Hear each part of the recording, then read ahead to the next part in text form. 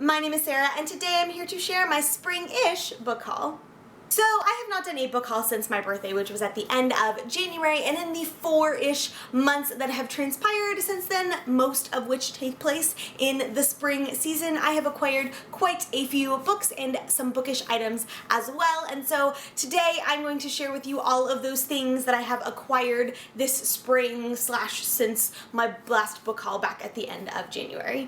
There are quite a few books and bookish items to get through, so we're just gonna jump right in. Up first, we have A Spool of Blue Thread by Anne Tyler. This is an adult literary fiction novel that follows 4 generations of one family, and beyond that I really don't know or remember much of anything, but it has come highly recommended to me by multiple people. Mari from My Name is Martinez read it last year, very much enjoyed it, and a friend of mine read it and really enjoyed it and knows that I love to read, so she decided to pass her copy along to me, and I'm quite excited to jump into this one in the hopefully near future. Up next we have Why You Think the Way You Do by Glenn S. Sunshine. This is a nonfiction book that my parents had several copies of and just gave one to me, and the subtitle is The Story of Western Worldviews from Rome to Home. I really don't know much about it beyond what that says and, you know, the title and all that jazz, but my parents have known me for my entire life and they know my reading habits and things like that, so they generally have a pretty good grasp on the things that I will enjoy. Up next we have The Night Circus by Erin Morgenstern. This is a standalone adult fantasy novel that follows, you guessed it, a night circus. This night circus happens to be the venue for a fierce competition between 2 magicians, and it is absolutely wonderful. I picked this up from the library back in February as part of the reread project that Mari from My Name is Martinez is doing this year. Read it, fell in love with it, and basically immediately went out and bought myself a copy because it is just delightful. I have already done a full video review on this book, which I will link in the card symbol above and the description below if you would like to hear more thoughts, but suffice to say, it's pretty great and I think you should pick it up soon. Up next we have Stars Above by Marissa Meyer. This is a collection of 9 short stories that are a companion to the Lunar Chronicles series, which, if you are not familiar with it, is a 4-book young adult science fiction series that is a retelling of popular fairy tales. I read it last year and absolutely loved it, and this collection of stories follows all of the different characters that we meet throughout that saga. Most of them take place either before or during the events of the Lunar Chronicles. There's one additional story that takes place in the Lunar Chronicles world but does not have anything to do with the Lunar Chronicles characters, and then there is one story that takes place after the events of the Lunar Chronicles that is absolutely delightful, wonderful in every possible way. I've already read this, gave the collection as a whole 4 out of 5 stars, and if you are a fan of the Lunar Chronicles series and haven't picked this up yet, you definitely should. Up next we have The Westing Game by Ellen Raskin. This is a middle grade sort of thriller mystery type book that follows 16 different people who are all seemingly unconnected until one evening they are called to the mansion of a recently deceased millionaire, read his will, and informed that all of them have the potential to inherit his vast fortune, and also that one of them in the room killed him and they have to figure out who that is, and whoever solves the mystery becomes his heir. I read this for the first time when I was probably 10, 11-ish years old, and it's one of my all-time favorite books, and I just had one of those moments where I was like, you know what, I need to own my own copy of this book because my parents have a copy and I just never did. This is like the 30th anniversary edition or something, which is why it's all like fancy and shiny and stuff, but yeah, this book is positively delightful, and if you are a fan of middle grade and mystery type stuff, you should definitely pick this one up. Up next we have And the Shofar Blue by Francine Rivers. Francine Rivers is my favorite Christian fiction author and pretty much the only Christian fiction author that I read on a regular basis, and this is one of a few standalone novels that she has. It is a contemporary story that follows a pastor and his wife as they go to pastor a new church, and a lot of just different hardships and things that come along with that kind of situation. I read it a few years ago and used to own it in hardback, but it didn't match any of my other standalones, and then they released this lovely line of new covers, and so I just finally repicked up a new copy of it that matches all the rest of my standalones, because you know how I roll with my matching covers. Up next we have The Flames of Rome by Paul L. Meyer. This is a historical fiction novel that takes place, as you might have guessed from the title, in Rome during the reign of Nero leading up to the Great Burning of Rome and the resulting persecution of the Christians that took place after the fact. The story follows a man named Flavius T. Sabinus, who is the city prefect under Nero, which is effectively like the mayor and basically Nero's second in command. And as a lot of political tension arises following the burning of Rome, Sabinus is sort of stuck in the middle of 2 worlds, as he is second in command to Nero and his mother-in-law is a Christian, and it is is an incredible story, so historically accurate, compelling, wonderful in every way. I read it in high school for the first time, absolutely loved it, and I have previously owned 2 copies of this book, lent them out to people because I love the story so much and never gotten them back. So basically, no one's ever borrowing this book again. Up next we have What We See When We Read by Peter Mendelssohn. This is a nonfiction book that, as you might have guessed based on the title, is about what we see when we read. It is about how our brains process information when they are reading. I first heard about it last year from Max from Well Done Books, and I am quite excited to jump in, even though all of my friends think it's a little bit ridiculous that I'm reading a book about reading.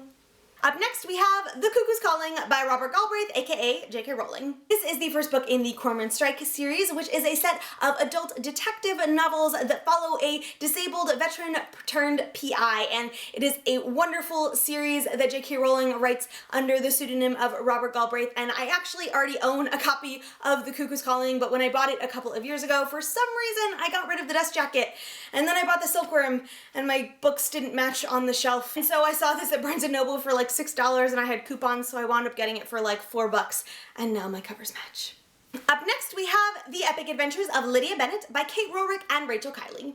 This is a companion novel to the Emmy Award-winning web series The Lizzie Bennet Diaries, which is a modern adaptation of Pride and Prejudice and is absolutely delightful. This book takes place after the series has ended, after the cameras have turned off, and we get to see Lydia and how she is dealing with life and all of the things that happened in the series and sort of picking up the pieces and putting her life back together. I've already read it. I gave it 3.5 out of 5 stars and talked about it more in my May wrap-up, which I will link below if you would like to hear more of my thoughts. Up next we have The More of Less by Joshua Becker.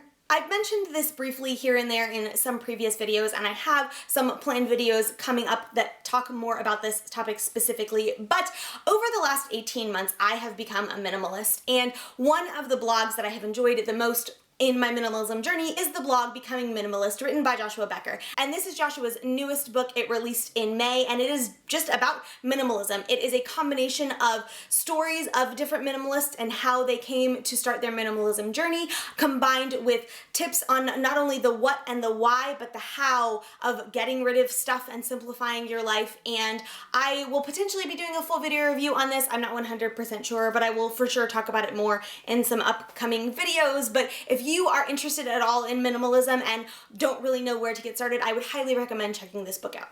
Up next we have Under the Harrow by Flynn Barry. This book releases Tuesday, June 14th and is a standalone thriller novel that follows a woman who one day goes to visit her sister and finds her dead in her home, and then proceeds to sort of figure out what is going on from there. I have not read it yet, but hopefully we'll be getting to it relatively soon, as Penguin was kind enough to send me this advanced copy, and when I do, I will certainly be sharing my thoughts either in a full video review, if not definitely in a Goodreads review, and in my wrap-up at the end of the month. Up next we have Gemena by Amy Kaufman and Jay Kristoff. This is the second book in the Illuminae Files, which is a young adult science fiction series that takes place in the year 2575 and happens in space and all sorts of craziness, and it's wonderful and delightful. I read Illuminae last year and loved it, and this is an advanced reader's copy of Gemena, which I got at BookCon.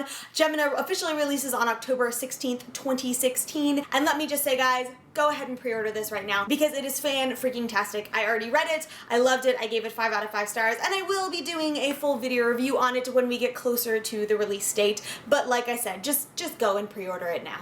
Up next we have the Jane Austen hardcover cloth-bound box set from Penguin, including Sense and Sensibility, Pride and Prejudice, Mansfield Park, Emma, Persuasion, Northanger Abbey, and Love and Friendship and Other Youthful Writings. As you guys know, I'm a huge Jane Austen fan, and though I already own all 6 of her main books, they're in like a bunch of different covers. Some of them are like the old Barnes & Noble Classic Edition hardback, and some of them are the new ones, and some of them are the old Barnes & Noble Classic Edition paperback, and I didn't like the fact that none of my covers matched, and so I had been on the hunt for a long time for a set of beautiful, wonderful covers of Jane Austen's books that I could just love and adore, and I was so excited when I found the hardcover cloth-bound editions from Penguin because they are just beautiful and lovely and wonderful, and I love everything about them. The only slightly unfortunate thing is the color combination for Pride and Prejudice, because really, I don't know who thought this was a good idea.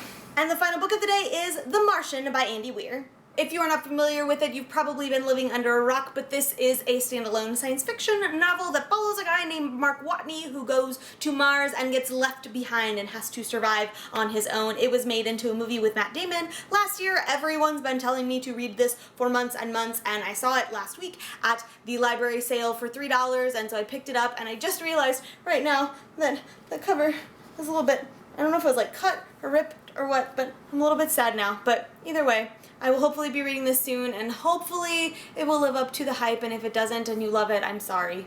So those are all of the books that I have added to my shelves over the last 4-ish months. In addition to the books, I added this wonderful shirt from the Harry Potter Alliance that says, "When in doubt, go to the library," a quote from the ever lovely Hermione Granger, which I picked up at BookCon. Also at BookCon, I picked up this Banned Books tote from Out of Print, which, if you are not familiar with, is a fantastic company that makes all sorts of literary things like t-shirts and bags and just wonderful stuff, so you should definitely check that out. I will link their website in the description below. And finally, after 5 months of searching for a new case for my cell phone, I got this lovely Jane Austen case from a thing created on Etsy, and I don't know how well you can see it, but basically it's got all of Jane Austen's books and like a lovely little watercolor design, and it is just delightful, and I love everything about it.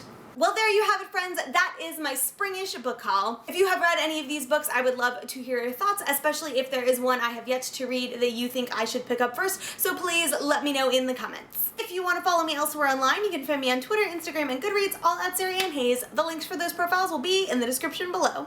Thank you so much for watching. I hope you enjoyed this video. Don't forget to subscribe, and I will see you next time. Bye! Today I am here to on that other than the and I first this is a companion. We have the that could have been it poorly. No.